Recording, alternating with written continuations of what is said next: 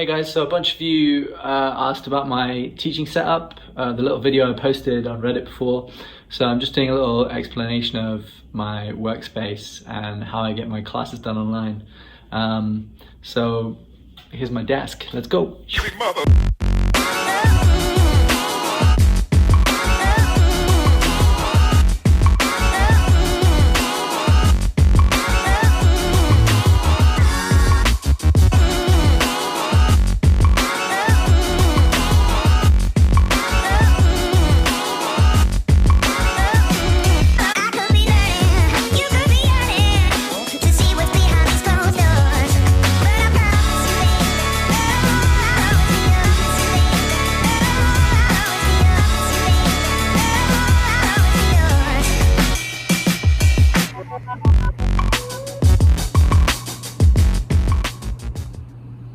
Hey guys, so this is my computer setup here. I've got, you can see everything there, yeah, webcam, mic.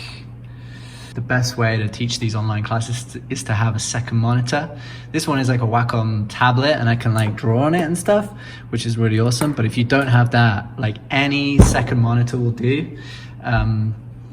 If you can get one that's just like lying around at school, or you can use whatever like TV or projector that you're using for your normal like offline classes, you can use that as a second screen. A lot of public schools have like a weird way that they've connected the second screen, which is like using this kind of thing that splits the signal, but you want to like plug it in as a second monitor, otherwise your computer won't know that you have a second monitor. So if I go to my display settings, so I have my two screens here. So this number one, that's the Wacom, and number two, that's my screen. So that means it's like directly below. So I can just do this, and it's just like an extension of my display. So get that sorted out. And then what I do in PowerPoint, so I have my PPT here for my camp that I was doing. And this was a really fun lesson actually. It was like, guess which thing is the CGI, which thing is made from computer graphics and which one isn't. It was a really cool lesson. Kids really loved it. We talked all about like different kinds of special effects, and yeah, it was really fun. So anyway, so say I'm teaching this lesson, I will play on my second monitor. If you can see up here, there's like an option of like which monitor to play on. I do it on the second one. So it looks like that. So I'm seeing it down here, and then I can actually minimize this, and then I have all this free to put the kids' faces on the top monitor. I put the kids on this monitor because the webcam is right there, so when I'm teaching the kids, I'm actually like looking into the webcam, so I'm sort of looking at them rather than like looking down onto the side or somewhere. I think that's really helpful.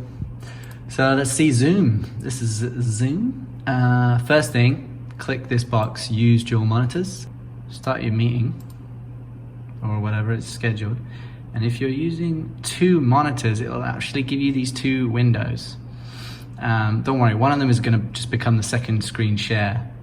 So if I click share screen, screen 2, that's where my PowerPoint is. Share that, that'll go away. So now this is the window where I'll see all the kids. And I use the top screen for kids because then I'm actually like looking at the webcam. The webcam's up here. So when I'm looking at the kids, it looks like I'm almost looking at them rather than like looking down at my PowerPoint. Some of the other teachers have their Wacom tablet like way over on the right, and they're like doing the whole lesson like this. So once we've shared that, I usually bring this up and make this bigger. And then up in the top right corner, when there are like participants in the chat, you can click grid view and then right click, and then you can pin yourself to the number one. So grid view is much better because you can see everyone at once. You don't just see like 4 kids or like one big face of the person who's talking. You can see everyone at once. You can see like when they've got their hand up and stuff like that. It's really good. I also put this participant window next to this because then I can see if somebody accidentally left and they're like rejoining, I can see their name up here in the waiting room. You can actually put kids in the waiting room if they're naughty. I've never done that, but I heard some teachers do that. Really, really useful to have all the kids' names here. You can see them in a big list. You can see how many there are. You can make groups. stuff like that. You can also use the chat, or you can allow them to unmute themselves or not. You can do all kinds of things. Annotate. So I don't really use the Zoom annotate because I have this tablet. The tablet, when I'm using PowerPoint knows when I'm using the stylus. So I don't need to switch the mouse to like annotate or whatever. It will just know, oh, you're using the pen? Okay, you can draw on it. But the kids do use annotate, which is really cool. So like, I did another game where you had to sort of find the animals that are camouflaged, and they use the annotation function to circle the animals. But you got to keep them under control. So you can actually disable annotation here under more. Another good thing is to actually pin this menu up here. Like there's somewhere in the Zoom settings you can click always show Zoom controls, and that keeps that up here so it doesn't disappear.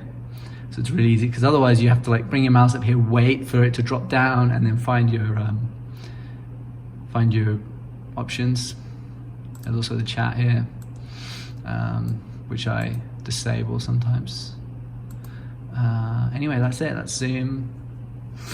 That's my Zoom system. I'm gonna do another video all about how I actually do a class and what I actually teach them, how I teach them on Zoom, what kinds of activities. So I'm gonna do that in another video probably if you need it. Anyway, that's it. And I hope this was helpful. And if you have any questions, just like send me a message. But yeah, that's it. Anyway, bye. All the toilets and sinks at my school are completely frozen. Luckily I can use the urinals, but I don't know what all the female teachers are doing. Mystery. Wow, it's pretty slippery.